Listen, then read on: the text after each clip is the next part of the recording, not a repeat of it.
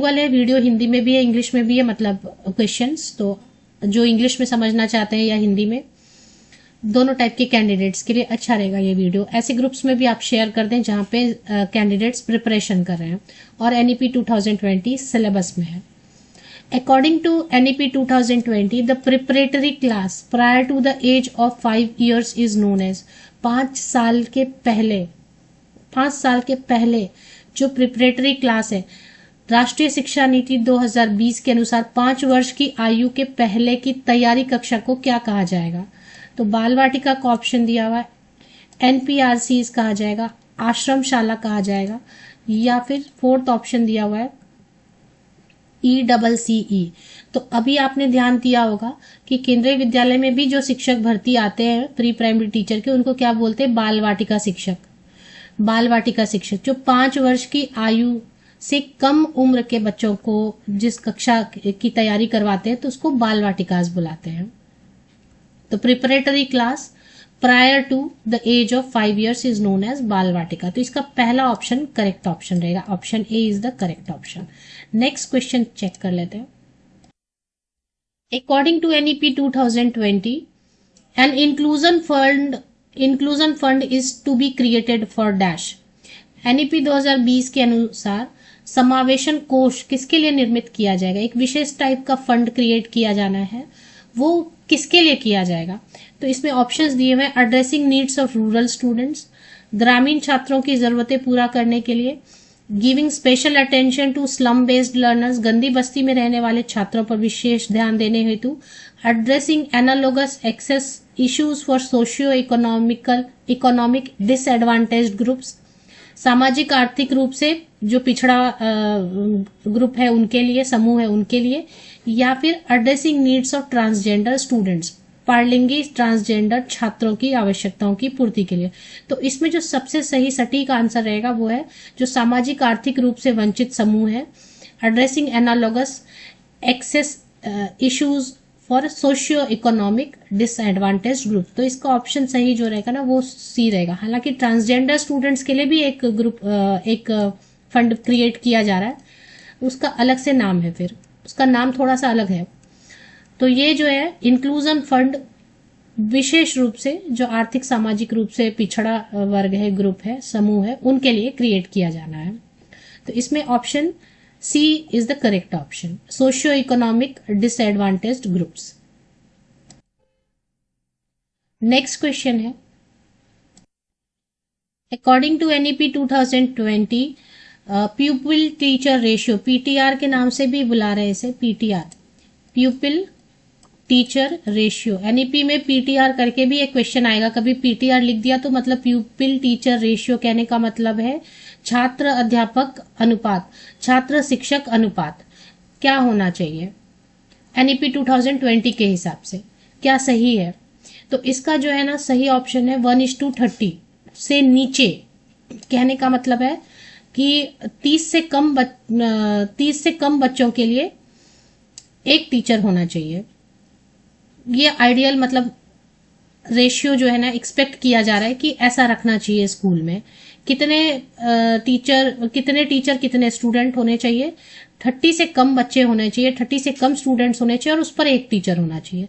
हालांकि ये भी एक स्पेशल इसमें जो सोशियो इकोनॉमिकल डिसएडवांटेज्ड ग्रुप्स है, जो आर्थिक सामाजिक रूप से पिछड़ा ग्रुप है, समूह है, जो एरियाज है, उसके लिए फिर ये 1:25 वाला सही है। लेकिन ये किसके लिए सही है?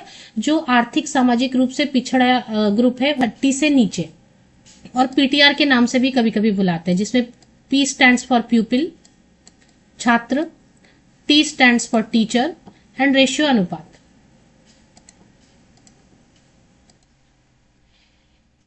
Next question, according to NEP 2020, regions of country with large population from educationally disadvantaged sections will be known as।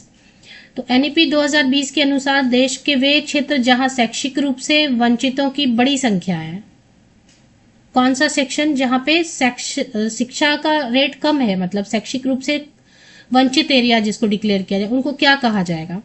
उनको आकांक्षी समूह एस्पिरेशनल ग्रुप्स बुलाएंगे, डिसएडवांटेज्ड ग्रुप्स बुलाएंगे, वंचित समूह बुलाएंगे, या फिर 4 ऑप्शंस रहेंगे ना, 2 और है। या फिर स्पेशल ग्रुप्स बुलाएंगे, विशेष समूह, या स्पेशल एजुकेशन जोन्स बुलाएंगे, विशेष शिक्षा क्षेत्र बुलाएंगे। केवीएस प्रिंसिपल, ये जितने भी क्वेश्चंस कवर किए सब भी किसी न किसी कॉम्पिटिटिव एग्जाम में पूछे गए। तो इसमें नाम से ही पता चल रहा है कि जो शिक्षा के रूप से वंचित एरियाज हैं उनको special education zones, option D, विशेष शिक्षा क्षेत्र के नाम से बुलाया जाएगा, पहचान किया जाएगा उनका, विशेष शिक्षा क्षेत्र, special education zones. Correct option is D. Next question है, द ओवर परख का संबंध किससे है? तो मतलब परख क्या है और इसका संबंध किस चीज से है? तो चार ऑप्शन है आपके सामने। सही ऑप्शन, नेशनल एप्टीट्यूड टेस्ट, राष्ट्रीय योग्यता परीक्षण, नेशनल सर्वे, राष्ट्रीय सर्वेक्षण, नेशनल असेसमेंट टेस्ट, राष्ट्रीय मूल्यांकन परीक्षण, और national monitoring of learning outcomes, राष्ट्रीय अधिगम परिणाम प्रबोधन। तो चार ऑप्शंस में से कौन सा सही ऑप्शन है? ये पूछा भी गया केवीएस के एग्जाम में, वाइस प्रिंसिपल एग्जाम के लिए पूछा गया, पर ऐसा कुछ भी नहीं रहता, किसी में भी पूछ सकते हैं सेम क्वेश्चन। तो इसमें से सही ऑप्शन क्या है? परख है क्या? परख का संबंध किससे है? तो परख का संबंध है नेशनल असेसमेंट टेस्ट से, राष्ट्रीय मूल्यांकन परीक्षण। ये स्टूडेंट असेसमेंट के लिए, ऑल ओवर इंडिया स्टूडेंट्स के असेसमेंट के लिए बनाया गया है परख, जो कि स्टैंडर्ड सेट करेगी। ये क्या करेगी? ये एक निकाय है जो कि स्टैंडर्ड सेट करेगी ऑल ओवर इंडिया या नेशनल लेवल पर स्टूडेंट्स का असेसमेंट स्टैंडर्ड्स क्या होना चाहिए। तो ये इसका सही आंसर है, नेशनल असेसमेंट टेस्ट, राष्ट्रीय मूल्यांकन परीक्षण। सर्वे से इसका लेना देना नहीं है, लर्निंग आउटकम से लेना देना नहीं है, एप्टीट्यूड टेस्ट से लेना देना नहीं है। इसका है कि जो स्टूडेंट्स का असेसमेंट नेशनल लेवल पर जो स्टैंडर्ड सेट करेगी वो है परख। तो इसका ऑप्शन सही रहेगा, परख, नेशनल असेसमेंट टेस्ट से इसका संबंध है। चलिए नेक्स्ट क्वेश्चन। नेक्स्ट क्वेश्चन है, थोड़ा सा टाइपिंग एरर है, उसको आपको ध्यान। राष्ट्रीय शिक्षा नीति 2020 में प्रस्तावित प्रमुख क्षेत्र है। तो कोई एक ही आपको टिक करना है। कई सारे ऑप्शन सही लगेंगे कि हाँ ये भी है प्रस्तावित प्रमुख, लेकिन उसमें जो सबसे सटीक रहेगा, जो ज्यादा एक्यूरेट रहेगा, तो जो की एरिया है जो प्रपोज किया एनईपी 2020 ने, पहला ऑप्शन दिया स्ट्रेंथनिंग ऑफ टीचर एजुकेशन, अध्यापक शिक्षा का सुदृढ़ीकरण होना चाहिए। नंबर 2 ऑप्शन है, सेकेंड ऑप्शन है, बी ऑप्शन है, increasing fund in budget for education, शिक्षा के लिए बजट में निधियां बढ़ाना। इक्विटेबल एंड इंक्लूसिव एजुकेशन, समान और समावेशी शिक्षा। और लास्ट ऑप्शन है, कम्युनिटी पार्टिसिपेशन, सामुदायिक भागीदारी। तो केवीएस वाइस प्रिंसिपल 2023 शिफ्ट 1 में ये क्वेश्चन पूछा गया, और क्वेश्चन तो रिपीट होते हैं हर एग्जाम में, यही क्वेश्चन बदल देंगे, ऑप्शंस थोड़े बदल देंगे। तो इसका सही आंसर रहेगा इक्विटेबल एंड इंक्लूसिव एजुकेशन, समान और समावेशी शिक्षा, समान और समावेशी शिक्षा। तो की एरिया जो एनईपी 2020 ने प्रपोज किया वो है समान और समावेशी शिक्षा, ऑप्शन सी।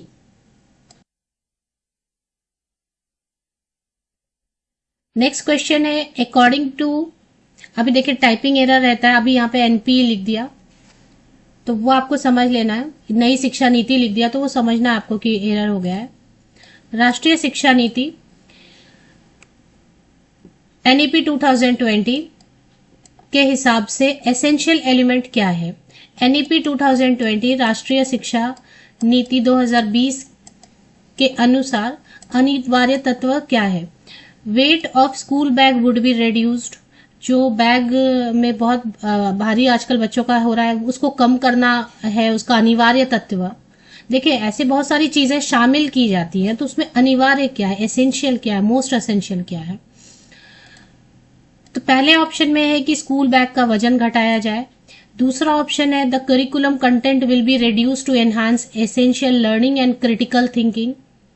तो करिकुलम का कंटेंट को कम कर दिया जाए, जो चैप्टर्स है या जो चैप्टर्स को ही छोटा कर दे, और क्या चीज को बढ़ा दे, जो एसेंशियल लर्निंग है, जो जरूरी चीज है, जो सीखना ही चाहिए, और क्रिटिकल थिंकिंग मतलब आलोचनात्मक चिंतन को बढ़ाया जा सके, एनालिसिस कर सके किसी चीज को, जैसे कि सिर्फ रट के चीजें लिख देते हैं ना, वैसा ना हो, उसको क्रिटिकल थिंकिंग बढ़े, ये है। तीसरा ऑप्शन है more primary schools will be open in villages, गांव में और अधिक प्राथमिक विद्यालय खोले जाएंगे। टू इनहांस फंड्स, निधियां बढ़ाना। केवीएस वाइस प्रिंसिपल के एग्जाम में ये वाला क्वेश्चन भी पूछा गया है। तो देखें, सबसे आपको जो एसेंशियल है ना वो यही है। ऐसे भी अगर नहीं याद है तो ऐसे भी आप लिख सकते हैं कि करिकुलम के कंटेंट को घटाना है और क्या चीज बढ़ाना है कि एसेंशियल लर्निंग बढ़, जो जरूरी है, स्किल्स सीखना है, क्रिटिकल थिंकिंग करना है, ये सब चीजों को बढ़ा देना है। तो ऑप्शन बी जो है ना सही ऑप्शन है। राष्ट्रीय शिक्षा नीति, ये नई नहीं है। राष्ट्रीय शिक्षा नीति 2020 के अनुसार जो एसेंशियल है वो है the curriculum content will be reduce to enhance essential learning and critical thinking. Next question है, as per NEP 2020 what classes will take school exams to test basic learning outcome। तो ये तो आपको याद ही कर लेना पड़ेगा कि इसमें नई लिख दिया है, नई राष्ट्रीय शिक्षा नीति के अनुसार मूलभूत अधिगम परिणाम के परीक्षण की श्रेणी में कौन सी कक्षाएं सम्मिलित है। तो बेसिक लर्निंग हुआ कि नहीं ठीक से, बेसिक लर्निंग जो हम पढ़ रहे हैं वो ठीक से पढ़ा कि नहीं, सीखा कि नहीं, वो आउटकम समझने के लिए जो है ना कौन कौन से क्लासेस कंसिडर किए गए हैं NEP 2020 में। पढ़ाई तो हो रही है ना, तो सभी स्टैंडर्ड में सीख रहे हैं, 1 स्टैंडर्ड में भी सीख रहे हैं, 2 स्टैंडर्ड में भी सीख रहे हैं, सभी 12th तक तो हम ऐसे NEP 2020 में शामिल किया गया है 12th तक की पढ़ाई को। लेकिन कौन से क्लास ऐसे हैं, कौन से क्लासेस को कंसिडर किया जाएगा कि हाँ अभी मूलभूत अधिगम परिणाम के परीक्षण, कि ये परीक्षण किया जाना चाहिए इन क्लासेस में कि ये सीखा कि नहीं सीखा। तो उसके लिए 4 ऑप्शन आपको दिया गया है। स्टैंडर्ड 3, 5 एंड 8, कक्षा 3, 5 और 8, कक्षा 2, 4 और 6, 3, 6 और 9, 5, 7 और 9। ये भी केवीएस वाइस प्रिंसिपल के एग्जाम में पूछा गया, और पूछा तो बहुत जगह जाता है लेकिन उतना डेटा कलेक्शन हो नहीं पाता। तो ये तो याद करने वाला ही क्वेश्चन है कि कक्षा 3, 5 और 8 को चुना गया है। कक्षा 3, 5 और 8 को चुना गया है राष्ट्रीय शिक्षा नीति के अनुसार मूलभूत अधिगम परिणाम के परीक्षण के लिए कि ठीक से सीखा कि नहीं। Out integration of essential subjects, skills and capacities, अनिवार्य विषयों, कौशलों तथा क्षमताओं के एकीकरण पर किसने बल दिया। NEP 2020, NCF 2005, NP 1986 and NCFT 2009। ये पूछा भी गया है, KVS PRT में पूछा गया था 2023 में जो लास्ट एग्जाम हुआ है उसमें। तो इम्पोर्टेंट है ये क्वेश्चन, किसी में भी पूछा जा सकता है, EMRS में भी पूछा जा सकता है। तो इसमें बहुत ही सिंपल सी बात है कि अभी NEP 2020 ही लेटेस्ट है और इसके हिसाब से इसमें ही बहुत ध्यान दिया गया है या फोकस किया गया है या एम्फसाइज किया गया है कि न सिर्फ पढ़ाई पे और सब्जेक्ट पे ध्यान दिया जाए बल्कि स्किल्स पे, कैपेसिटीज पे, जो इंडिविजुअल स्टूडेंट की कैपेसिटी होती है, साथ ही साथ स्किल्स भी डेवलप किए जाएं और सब्जेक्ट्स की नॉलेज पर भी ध्यान दिया जाए। तो ये तीनों चीज इंटीग्रेट किया जाएगा, तीनों चीजों को जोड़ा जाएगा, ये एकीकरण किया जाएगा, तभी जो है ना सर्वांगीण विकास हो सकता है। तो ये बात की है NEP 2020 ने कि सब्जेक्ट्स भी पढ़ाओ, स्किल्स भी डेवलप करो और कैपेसिटीज क्या है इंडिविजुअल की, उन सब पे ध्यान देते हुए, मतलब इंटीग्रेट करके सोचो। तो ये है NEP 2020 का मेन। तो इसका सही ऑप्शन हो जाएगा ऑप्शन ए। इंपॉर्टेंट क्वेश्चन है, Who was the chairman of NEP 2020's final draft committee। तो ये जाने बिना तो NEP 2020 को जानना बेकार है, क्योंकि चेयरमैन कौन थे जिन्होंने फाइनल ड्राफ्ट कमेटी में जो थे एक्चुअली। NEP 2020 के अंतिम प्रारूप बनाने वाली समिति का अध्यक्ष कौन थे। तो जो प्रारूप ड्राफ्ट बनाने वाली लास्ट जो कमेटी थी, अंतिम प्रारूप मतलब फाइनल जो ड्राफ्ट बनाने वाली कमेटी थी, उसके अध्यक्ष कौन थे या चेयरमैन, अध्यक्ष बोले या चेयरमैन, तो वो कौन थे। तो इसमें आपको बहुत ऑप्शन देखने की भी जरूरत नहीं, आप याद ही कर लो कि के कस्तूरी रंगन ये एक्चुअली इसरो के प्रमुख रहे हैं और यही थे चेयरमैन जो फाइनल ड्राफ्ट बनाती, के कस्तूरी रंगन। तो के कस्तूरी रंगन इसरो के पूर्व प्रमुख रह चुके हैं। और एक चीज है कि उत्तराखंड फर्स्ट स्टेट है, उत्तराखंड पहला राज्य है जो जिसमें जो है ना एनईपी 2020 को इम्प्लीमेंट किया गया। तो ये क्वेश्चन भी पूछा जा सकता है कि कौन सा राज्य जो है पहला राज्य है देश का जिसने इसको इम्प्लीमेंट किया। उत्तराखंड। ये भी क्वेश्चन पूछा गया 2000 मतलब लेटेस्ट जो है एग्जाम्स, क्योंकि 2020 में तो हुआ ही, उसके बाद जो एग्जाम्स हुए ही नहीं है ना, तो एग्जाम अभी एक 2023 में हुआ और एक ईएमआरएस का भी हो चुका है। ईएमआरएस में भी यही सारे क्वेश्चन पूछे गए। आपको सबसे पहले इसका जो structure, national curricular and pedagogical framework for early childhood care and education, पूर्व बाल्यावस्था देखभाल और शिक्षा हेतु राष्ट्रीय पाठ्य चर्चा और शिक्षण शास्त्रीय ढांचा बनाने की जिम्मेदारी किससे अपेक्षित है? कौन बनाएगा? मतलब पूर्व बाल्यावस्था देखभाल और शिक्षा हेतु राष्ट्रीय पाठ्यचर्या मतलब करिकुलम जो डेवलप करेगा वो कौन करेगा? नेशनल लेवल पे। तो इसमें देखिए एनसीईआरटी नेशनल लेवल पर जो भी करेगा तो वो एनसीईआरटी का ही जिम्मेदारी रहेगी। ये भी पूछा गया है, तो इसका ऑप्शन सही ऑप्शन रहेगा बी। एनसीईआरटी को ही जिम्मेदारी रहेगी कि वो नेशनल करिकुलर और पेडागोजिकल फ्रेमवर्क रेडी करे early childhood care and education के लिए। बड़ा ही इजी सा एक क्वेश्चन है, लेकिन इसको ज्यादा पूछा जाता है। कई बार तो हम एनईपी बोलते हैं, लेकिन एक्चुअली भूल जाते हैं कि न्यू है या नेशनल है, पॉलिसी है या प्रोग्राम है ना। एनईपी तो बोलते हैं और हिंदी में भी बोल लेते हैं राष्ट्रीय शिक्षा नीति। चलिए, क्योंकि अब हिंदी का तो ऑप्शन नहीं दिया इसमें, तो अभी इसमें थोड़ी सी कंफ्यूजन हो सकती है। तो एनईपी स्टैंड्स फॉर, एनईपी से क्या अभिप्रेत है? तो इसका ऑप्शन है new education policy, new education policy, national educational programme, national educational programme. Third में सी में ऑप्शन है national education policy, national education policy. इसमें से जिनको आता है वो पहले ही आंसर कर दीजिए आप कमेंट सेक्शन में। नया एजुकेशन प्रोग्राम, ऑब्वियसली राष्ट्रीय शिक्षा नीति, पॉलिसी फॉर नीति, नेशनल एजुकेशन पॉलिसी। तो कभी कभी प्रोग्राम से कभी कभी न्यू से हम कंफ्यूज हो सकते हैं, बट सही क्या है? राष्ट्रीय शिक्षा नीति, national education policy.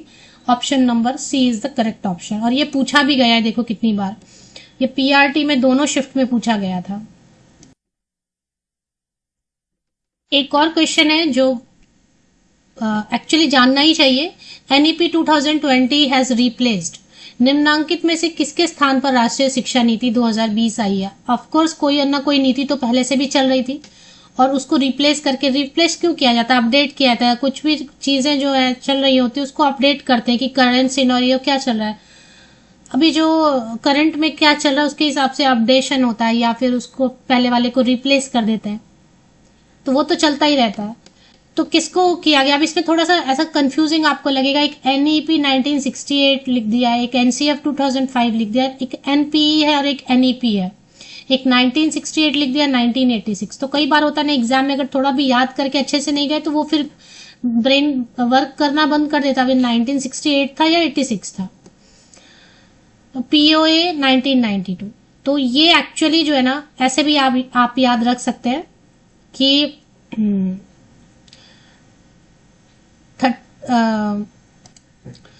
KVS PRT में इसको भी पूछा गया। और आप ऐसे भी याद रख सकते हैं अगर आपको नहीं याद आए तो, कि 34 इयर्स ओल्ड जो है एक पॉलिसी थी, 34 साल।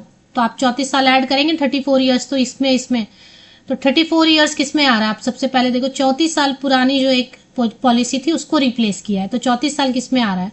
ऐसे भी आप याद रख सकते हैं अगर आपको याद ना आए तो उस केस में। तो 34 इयर्स के बाद 2020 आया, इसमें सी ऑप्शन एनपीई 1986। अगर याद नहीं आ रहा है तो ईयर से भी काउंट कर सकते हैं कि 34 इयर्स पुराने एनपीई 1986 को, एनपीई 1986 को रिप्लेस करके उसके स्थान पर एनईपी 2020 आया है। तो इसका करेक्ट ऑप्शन है ऑप्शन नंबर सी। तो सबसे पहले अगर आप राष्ट्रीय शिक्षा नीति 2020 को जानना चाहते हैं तो उसका विजन क्या है? तो विजन में 4 ऑप्शंस आपको दिए हुए हैं। To transform India a vibrant knowledge society, Bharat को एक सशक्त व जीवंत ज्ञान आधारित समाज में परिवर्तित करना। दूसरा है स्किल इंडिया, कुशल भारत। तीसरा ऑप्शन दिया है free and compulsory education to be the age of 14, 14 वर्ष की आयु तक निःशुल्क और अनिवार्य शिक्षा देना, एनईपी 2020 का विजन।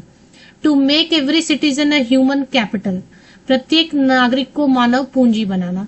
तो इसमें सही ऑप्शन कौन सा है? तो सबसे ये क्वेश्चन पूछा भी गया है, ये तो एक जगह पे मेंशन किया है केवीएस पीआरटी, इसी क्वेश्चन को कई जगह पे और भी पूछा गया है, एनवीएस में भी पूछा गया है और भी जगह पे। तो एनईपी 2020 जिन्होंने पढ़ा है, सबसे पहले विजन देखें। अब इसके अंतर्गत बहुत सारी बातें आएंगी, वो बातें अलग हैं और विजन बोलने का मतलब अलग है। तो विजन यही है कि भारत को एक सशक्त व जीवंत ज्ञान आधारित समाज में परिवर्तित करना। एक बड़ी सोच है, एक बड़ा विजन है कि पूरा जो भारतवर्ष है, देश है, उसको कैसा परिवर्तन उसमें लाना है। सशक्त व जीवंत होना चाहिए, लाइवली होना चाहिए, स्ट्रांग होना चाहिए, और वो कैसा होना चाहिए? ज्ञान पर बेस्ड होना चाहिए, नॉलेज पर बेस्ड होना चाहिए सोसाइटी।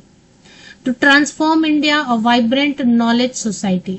तो जब भी आप पढ़ रहे तभी याद कर लो कि इसका विजन है to transform India a vibrant knowledge society. Bharat को एक सशक्त व जीवंत ज्ञान आधारित समाज में परिवर्तन करना ही राष्ट्रीय शिक्षा नीति या एनईपी 2020 का विजन है। चलिए नेक्स्ट क्वेश्चन। नेक्स्ट क्वेश्चन है bye talking of holistic development, bye talking of holistic development, NEP 2020 wants to pay attention on। NEP 2020 ने संपूर्णवादी शिक्षा की चर्चा में किस पर ध्यान देने को कहा है? तो NEP 2020 ने किस बात पे ध्यान देने को कहा है? सिंपल शब्दों में अगर आप कहना चाहें तो NEP 2020 का जो होलिस्टिक अप्रोच है, मतलब सभी चीजों को अगर मिला के बोले तो सभी चीजों को मिलाते हुए ओवरऑल डेवलपमेंट, जिसे आप बोले कि पूरी तरीके से अगर डेवलपमेंट की बात कर रहे हैं NEP 2020 में, तो उसका मुख्य जो है अटेंशन किस चीज पे मुख्य ध्यान देने को कहा है। NEP 2020 इसलिए लाया गया कि ओवरऑल डेवलपमेंट विकास किया जा सके, संपूर्ण विकास किया जा सके, तो उस पर ध्यान किस चीज पे देने को कहा गया है? तो उसमें ऑप्शंस दिए हैं filling up the holes in our education system, शिक्षा व्यवस्था में छिद्रों को भरने पर। नेक्स्ट ऑप्शन है, नेक्स्ट ऑप्शन दिया हुआ है equality of opportunities in education, शिक्षा में अवसरों की समानता पर ध्यान देने को कहा है। Giving due importance to all cognitive and affective domain, सभी पक्षों ज्ञानात्मक, क्रियात्मक और भावनात्मक पर अपेक्षित बल देने पर। और लास्ट ऑप्शन है designing same course through out India. तो इन चार में से कौन सी बातों पर अगर संपूर्ण रूप से विकास करना है तो NEP 2020 ने किस बात पे ध्यान देने को, अटेंशन देने को कहा है? तो इसमें जो ऑप्शन सही ऑप्शन है ना, ये क्वेश्चन पूछा भी गया है और यहाँ जो लिखा है कि KVS TGT KVT लिखा गया, KVS TGT ये तो एक ही बार का मेंशन किया हुआ है, इसी क्वेश्चन को अलग अलग ढंग से अलग अलग जगह पे ऑप्शन चेंज करके पूछा गया है। बट सही ऑप्शन अगर आपको याद हो गया है कि अगर संपूर्ण विकास की बात करें, ओवरऑल डेवलपमेंट की बात करें, तो NEP 2020 ने किस बात पे ध्यान देने को कहा है? ऑप्शन सी, राष्ट्रीय शिक्षा नीति ने संपूर्णवादी शिक्षा में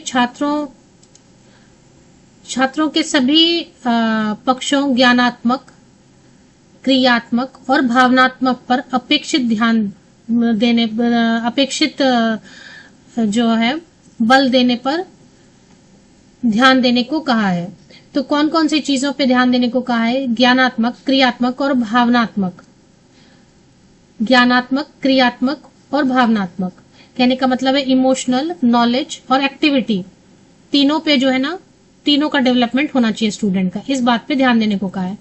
तो option C, giving due importance to all cognitive and affective domains, सभी पक्षों ज्ञानात्मक, क्रियात्मक और भावनात्मक, तो ये ध्यान देना है। चलिए नेक्स्ट क्वेश्चन, तो इसका सी ऑप्शन सही रहेगा। नेक्स्ट क्वेश्चन है what is the purpose of Diksha by ministry of education. तो शिक्षा मंत्रालय द्वारा प्रतिपादित दीक्षा का क्या प्रयोजन है?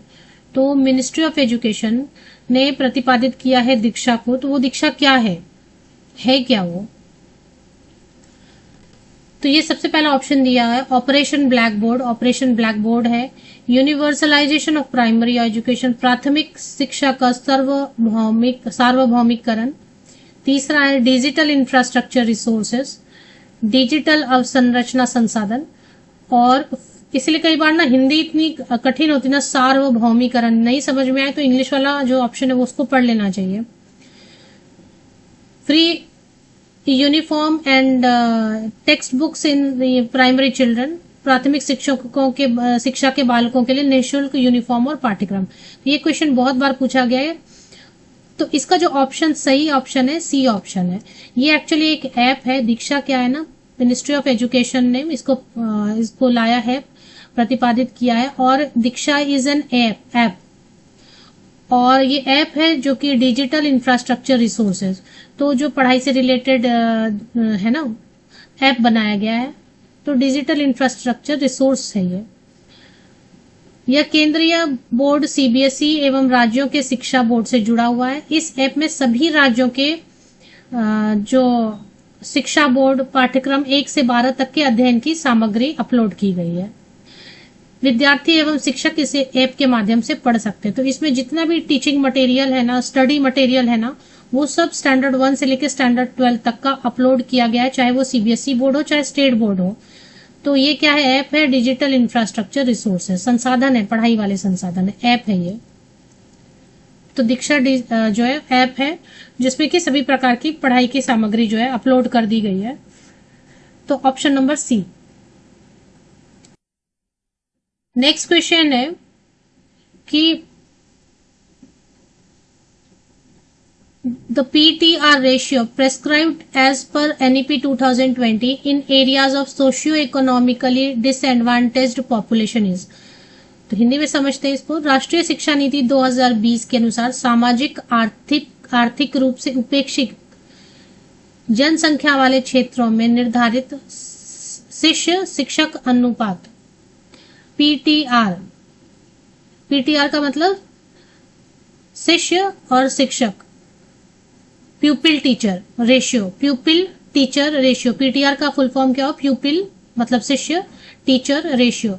तो पीटीआर जो है रेशियो क्या होना चाहिए, मतलब कहने का मतलब है कि कितने टीचर कितने स्टूडेंट पे होने चाहिए, कहाँ पे, वो भी कहाँ पे, सोशियो इकोनॉमिकली डिसएडवांटेज्ड पॉपुलेशन में, मतलब जो एरिया ऐसे ना जो पिछड़ा एरिया है, सिंपल वर्ड में अगर बोले जो पिछड़े एरिया है, जो इकोनॉमिकली आर्थिक रूप से भी पिछड़ा है और सामाजिक रूप से भी पिछड़ा है, वैसे क्षेत्र में एनईपी 2020 ने क्या सजेस्ट किया कि शिष्य मतलब स्टूडेंट और टीचर का कितना रेशियो होना चाहिए। सिंपल क्वेश्चन है लेकिन थोड़ा कॉम्प्लिकेट कर देते हैं। तो इसमें ऑप्शन दिया हुआ है 35 होना चाहिए 1:1, मतलब 35 बच्चों पे एक टीचर, या 30 बच्चों पे एक टीचर, या 25 बच्चों पे एक टीचर, या 40 बच्चों पे एक टीचर। तो ऑब्वियसली क्या है कि उपेक्षित एरिया है तो वहां पे जो है कम बच्चों पे एक टीचर होना चाहिए। तो 25:1, 25:1 इज द करेक्ट ऑप्शन। प्रत्येक 25 छात्र पर एक शिक्षक नियुक्त किया जाता है, यही इसका आंसर। नेक्स्ट क्वेश्चन है एनईपी 2020 एम्फसाइजेस मेनली ऑन राष्ट्रीय शिक्षा नीति। एनईपी 2020 में मुख्यतः किस बात पर बल दिया गया है, तो किस चीज पे बल दिया गया है, एक विजन अलग होता है, ये है कि किस चीज पे बल दिया गया है। तो इसमें फंक्शनल लिटरेसी एंड न्यूमरेसी, प्रकार्यात्मक साक्षरता और संख्या ज्ञान, तो लिटरेसी पे ध्यान दिया गया है, संख्या ज्ञान पे ध्यान दिया गया है, रीडिंग राइटिंग और अरिथमेटिक, पढ़ो लिखो और अंक गणित सीखो, इस पे ध्यान देने को कहा है। या फिर बुनियादी साक्षरता और सांख्य ज्ञान पे, न्यूमरेसी पे, बुनियादी साक्षरता पे ध्यान देने को है। या understanding their mother tongue only, अपनी मातृभाषा को समझो, बस इतने पे ध्यान है। ये केवीएस पीआरटी में पूछा गया, तो इसका ऑप्शन नंबर सी है।